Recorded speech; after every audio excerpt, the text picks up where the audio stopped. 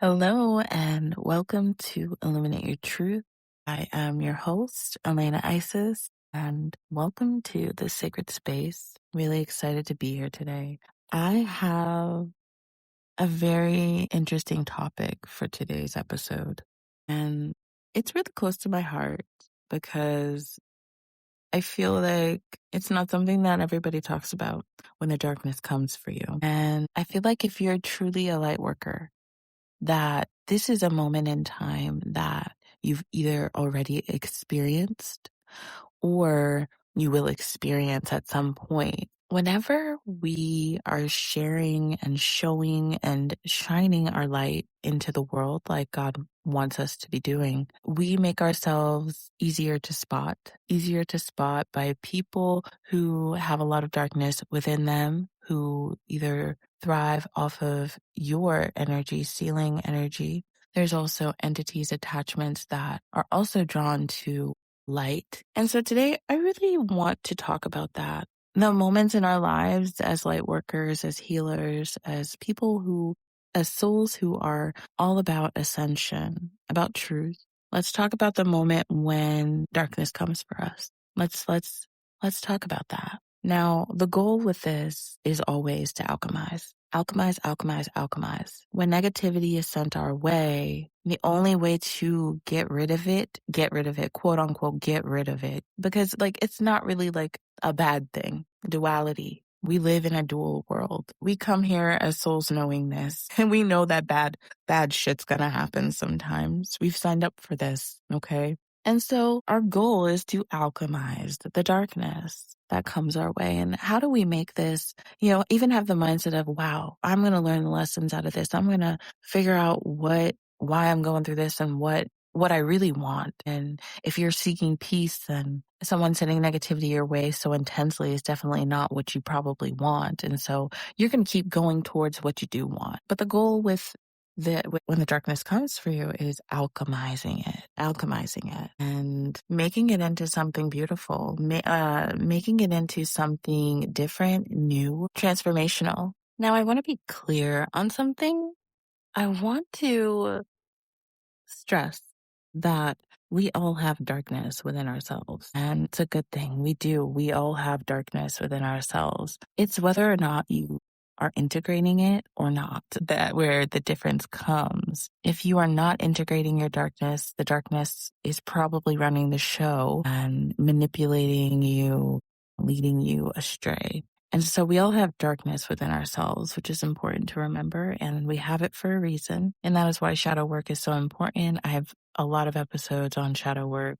If you just check out my podcast episodes about inner work, I do talk about shadow work quite a bit and the different ways that you can do that. But people who do not integrate their shadows usually end up being toxic and harvesting others' energy for themselves because they aren't using their own power. They need everyone else's.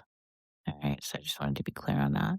All right. So let's dive into this. So I'm going to break it down in two different kind of ways. First, we're going to talk about the different types of darkness and how they can affect you. But first, we have to talk about how this is even happening. We say when darkness comes for you, and it's like, well, why is it even coming for you? Is somebody sending it to you? Is it just coming on its own? How is this even happening? I'm just speaking from my own experience and from clients that I've had and just the spiritual work that I've done over the years. These are the instances that I've actually experienced in my life. And so first off, this can happen by just doing spiritual healing work on yourself, especially if you are healing your ancestors or your lineage. A lot of times when you get into ancestral work, you will see entities. Okay, you'll see dark entities who may still be attached to your ancestors, may even run in your bloodline. And if you are an alchemizer, if you are doing ancestral trauma healing work, your goal will be to transmute those entities, energies, attachments. And so a lot of times whenever you do this, you upset the balance. Those entities know that you can see them, which is rare. And sometimes after you transmute, do all of the things, clear that energy, sometimes there will be a kind of a revolt. Sometimes dark entities will come for you after that, and they will try to scare you. They will try to steal and harvest your energy. They will try to watch you. And it's just an intimidation. It's nothing to really worry about. Just stand on God and stand on truth and stand on your willpower and your strength and your love and your light, knowing that you hold the truth and you've done what you needed to do. That's an instance where darker entities may see your light and realize, hey, this person knows what they're doing. I'm going to try to steal their light or energy or scare them. You can always get out of that. You can always transmute that. Another instance is with dark witches. So if you're a light worker, healer, you may run into a dark witch. This could be a man too. It could be anyone. And dark witches, some of them will tell you that they are who they are and that they are dark, that they do practice black magic. And a lot of them are very open about it, which I actually appreciate. There are also dark witches who are not telling you that they're dark witches, but they are dark witches. They may even parade around acting as if they are not, acting as if they are of the light, but really they are of the dark. And some people walk both paths. Some people walk the light and the dark. And so they could be considered black and white witches, I guess. I don't know. I don't walk that path. So I'm not too sure on the name of like a witch that would dabble in the dark, dabble in the light. But there are dark witches. And if you befriend a dark witch and you know she's a dark witch, just know that if you piss that person off, you're probably going to experience this at some point. And if you don't know that that is what they are, then you will experience this at some point and just be very shocked. But there are dark witches who actually roll with crews of entities. And I've actually talked about this in a past episode as well when I was exposing dark witches and their tactics. If you go in my podcast episodes, go check that out. But some dark witches work alongside entities. Some of them work alongside demons. Some of them summon demons. And some of them work with these entities and they will sick them onto people. They will send them to people to watch people. It's very interesting, actually. So that's another way. All right, so those are just a couple of ways that this can even start to happen in your life if you're running into any situation like that. Of course, there's other situations, but these are the situations that I have experienced that have brought this into my life, like darkness coming for me. Okay, so let's talk about these dark attachments and this dark energy. Now, dark attachments we can pick these up from anywhere, anyone. That's why it's so important to have a protection around you energetically. Say a prayer before you go out I love praying in the morning and just really being aware, of our surroundings and our energy field. But there are dark attachments and they can be parasitic as to where they will stick to your body and suck your energy. Somebody could send them to you. You could just pick it up off of someone if it's attached to someone else and it likes your energy. Really just clearing this energy. I really love working with light codes and sending light into these spaces, into the spots where these entities may be in my energy field or on my clients. Dark attachments and dark energy can affect us in a lot of different ways. They can make us tired. They can drain our energy like that. They can actually sometimes cause us physical pain in certain body parts. They can affect our mental state. So they can cause us to have really negative thoughts towards ourselves and our lives. Darker energy, it just lowers your vibration. So you just feel ick. But these dark attachments, like I said, can be sent or we can pick them up. Now, there's also dark entities and demons, which are I think of dark entities as the step up. Attachments are more parasitic. I've never heard an attachment really speak to me or try to manipulate me mentally at all, but dark entities and demons, I have experienced that. Now, with dark entities, like I was talking about dark witches and how they will send entities to people sometimes, I've seen that, I've experienced that. Dark entities, a lot of times they can attach themselves to you, but a lot of times they hover. Sometimes they'll just stand around in your energy field, and sometimes they will actually go within you. The longer they're with you, the closer they get, I've learned. The longer they're with you, the closer they get. So they can go from hovering above your head to actually physically going into one of your chakras and living there and residing there and creating a home there, and inviting their friends. And so dark entities are a little bit more powerful, a little bit stronger. They can actually manipulate your mind even more so than the attachments. Attachments are more of like energy suckers, I really feel. Darker entities are more calculated. Well, demons are definitely calculated. They are very sneaky. These ones will speak into your ear and try to freak you out like that. It can even go to where they're moving things in your home or something like that. But these are just like a darker attachment. A lot of people will summon, dark witches will sometimes summon these entities, demons, and they can send them to you. Like they will send that energy to you. A lot of people who are on heavy drugs will usually have demons with them. Anything that's going to throw you off a little bit, they love it. And so I've noticed that a lot of people on harder types of drugs carry demons, carry darker entities with them because they are feeding off of those people. Actually, sometimes they will just start taking over your body slowly. They will just start manipulating how you talk to people, just manipulating you in every way, making you feel like you have the power, but really they're stealing all of the power from you. Another type of darkness is psychic attack, and I've experienced this a lot, and it took me years to actually understand when it was happening because I'm very empathic and I feel everything from everyone. So when I would get psychically attacked, I used to think it was my own self doing it or experiencing high stress, high anxiety, but really I was feeling someone attacking me or someone else's emotions or things like that. But with psychic attack, it's your mind. It's your mind. It is all of a sudden you're okay, and all of a sudden you're not okay, and you don't know why your mood has changed so drastically, or why you're having these thoughts, but you're having these thoughts. And sometimes it can be debilitating as to where like you can't even move or like do anything about it. But it's all about like spotting that and understanding like, okay, this isn't me. Something is going on, calling in your guides, calling in God, and really just calling in that protection and healing energy to protect yourself from a psychic attack, because sometimes you will experience that from people who may be envious of you, jealous of you, want to test their power on you, use you as kind of like an experiment. There are lots of different reasons people use psychic attack. I don't know all of them.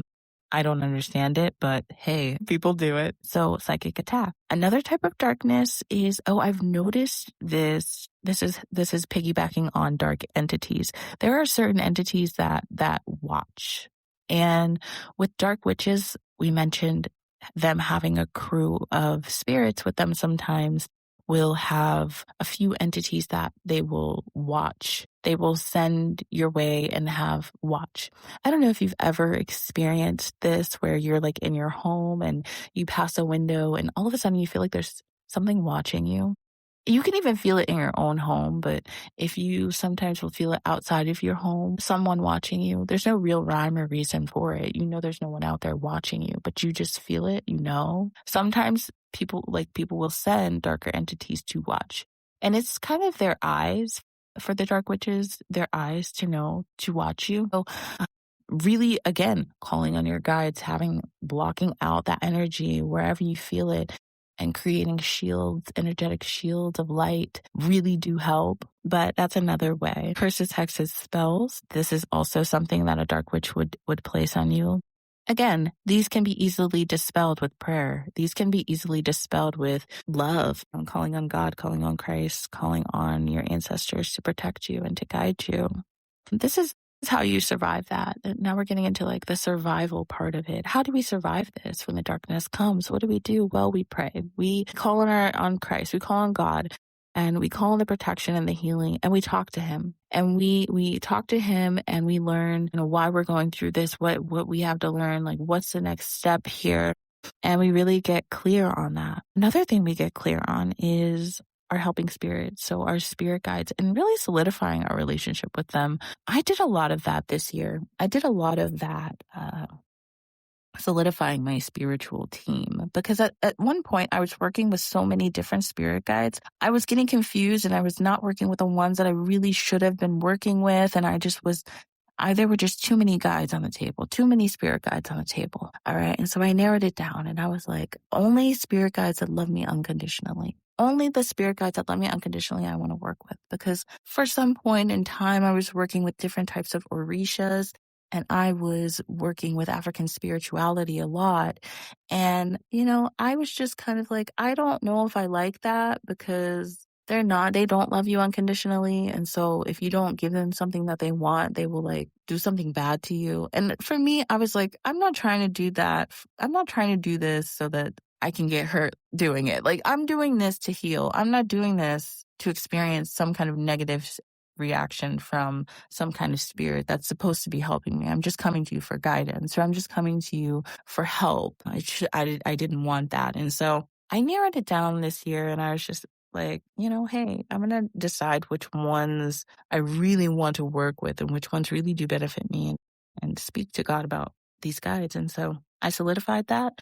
I call them in daily, and it's really important to do this and solidify the relationship, because the more held you feel, the more grounded you feel, the more supported you feel, the better you're going to feel, and the safer and the more protected you're going to feel throughout these periods of time. And so I really think it's really important to get close to God, to get close to Christ and your helping spirits. Also, don't forget your ancestors. And whenever I am going through a hard time, I'm constantly calling on my ancestral warriors of the light. All of my ancestral warriors, I call them forward and I ask them to just surround me and protect me, my family, my space, and to fight the darkness for me. We have all of these spirit guides. All of these guides want to help us. And so it's really important that we utilize them and we call on them for help. Another step, I believe, is to regularly check your energy. Regularly check your energy, your family's energy, your home.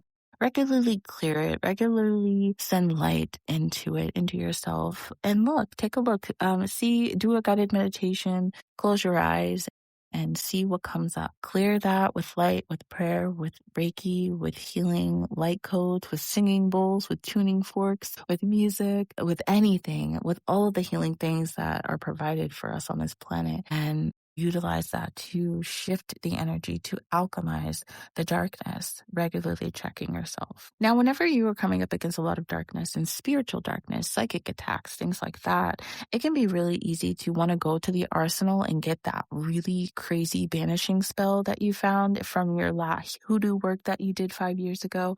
It can be really tempting to go and grab that spell, but God came to me a few years ago and he was like, okay, Elena, you're going to do this different now. I want you to do this differently. I want you to start transmuting these dark entities, these demonic entities, with love. Granted, I was like, what? You mean I'm not going to be battling? What? I mean, it's still a battle in a way, but I was shocked. And God was like, yes, light and love, love, love. And so I started alchemizing darkness with love and also light. So I really love alchemizing darkness. It's definitely one of my favorite things to do. I do it often. And doing it with love, it's different. It's different. It's a different twist. And you could get angry. You could get upset. You could get upset at the darkness, but really the darkness is supposed to be here too. Again, duality. And I've had experiences where I've had entities come up on me and begin to attack me, and I just show love. I remember one instance I was just like, I love you, I forgive you. I love you, I forgive you. I love you, I forgive you. I swear I said that maybe 5-10 minutes. And I just had my hand on my heart and my other hand out. And I was just sending all of the love that I possibly could to this entity. And I will never forget the moment I felt that entity turn into like a child. The childlike energy that I felt from it sending me, and that entity telling me, hey, I've never experienced this before. I've never experienced love before. And it broke me down. It broke me down. It broke me down into tears, because I was like, you've never experienced love? Here you go, baby. Here you go. And I will never forget transmuting that dark entity. I will never forget it. Yes, it was scary looking. Yeah, it would freak me out. But that doesn't mean that darkness doesn't deserve love too, okay? Because you don't know. You just don't know. That entity never experienced that. And In my opinion, every single thing on this planet deserves to feel love. Every single fucking thing on this planet deserves to feel love at least once. At least once, because love is all there is. What is this life without love? What is this life without love? It's everything. And so transmuting darkness with love, huge. I like to play frequencies. If I feel something's off, I'll play frequency, a loving, healing frequency. Let that resonate. It's just believing that love is the transmuter and the alchemizer, and that it's going to do the work for you, which it always does, So knowing and trusting the plan that is set before you by God and walking that light, walking in the light of it, that is what you stay focused on. And while you're walking through this path and darkness is coming and attacking and you're just trying to stay positive, remember to open your heart. Remember to be open to signs. Remember to be open to your angels and God and your guides and the messages that they are sending you, because they're sending you messages constantly. And if you are not seeing them, ask for a sign. I like to ask. I said, God, can you please send me a sign that such and such is whatever, however, whatever you need to ask for, please send me a sign. God loves sending signs. Don't think that he's going to be like, oh, you're asking again. No, he loves proving his strength. He loves proving, how powerful he is. He just loves that. So ask for a sign that you're on the right path, that you're doing the right thing, that things are working out for you like they always are, and being open to the angel numbers, the songs that are being sent to you, the dreams, the visions, the feelings, trusting your intuition, trusting your heart, being open to that energy. Wow, it moves you. It moves you. Seeing 9944 right now, and that number is sticking with me because it's like, this is the new, dropping the old. I believe today is the new moon. I believe today is the new moon. So we're leaving the old behind and we're stepping into a firmer foundation. And so if you are up against the darkness, I want you to turn this into your best material yet. Turn it into the best material yet that you learned and are sharing with the world. That's what I want you to do. I want you to alchemize it. I want you to be brave, because guess what? You have the power within yourself, and the power of God and your spirit guides and your angels around you and your ancestors who love you. And you're going to overcome this. And you're going to come out of here and you're going to know exactly what you want. You're going to have the clarity of a century ahead of you. You're going to know where you're headed and what you don't want, who you don't want to be around, who you don't want to be associated with, what you don't want to be associated with, and what you do want, who you do want to be around, what you do want to do with your life and the direction of it. And know that you can alchemize anything. And I just want to give you encouragement and my love. I want to give you my love. Oh, thank you all so much for tuning in. That was beautiful. I really wanted to share that with you. And I'm really glad that I was able to today. So happy new moon. Happy new moon. 2026 is on its way. Christmas is next week. Wow. If you haven't already, head over to my Instagram, Illuminate Your Truth podcast, and go follow me there. I love you all so, so much. And I hope you have a wonderful day. Bye for now.